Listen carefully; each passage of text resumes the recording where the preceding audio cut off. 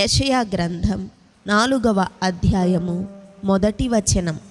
ఆ దినమున 7 స్త్రీలు ఒక్క పురుషుని పట్టుకొని, మేము మా అన్నమే తిందుము, మా వస్త్రములే కట్టుకొందుము, నీ పేరు మాత్రము మాకు పెట్టి మా నింద తీసివేయుమని చెప్పుదురు.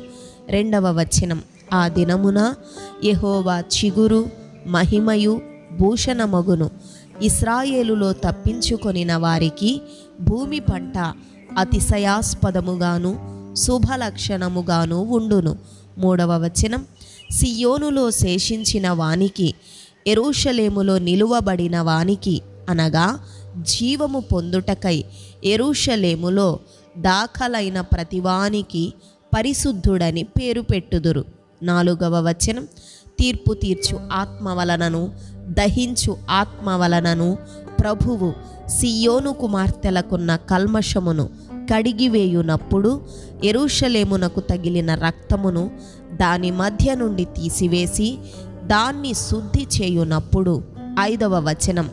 సియోను కొండలోని ప్రతి నివాస స్థలము మీదను దాని ఉత్సవ సంఘముల మీదను పగలు మేఘధూమములను రాత్రి అగ్నిజ్వాలా ప్రకాశమును యెహోవా కలుగచేయును.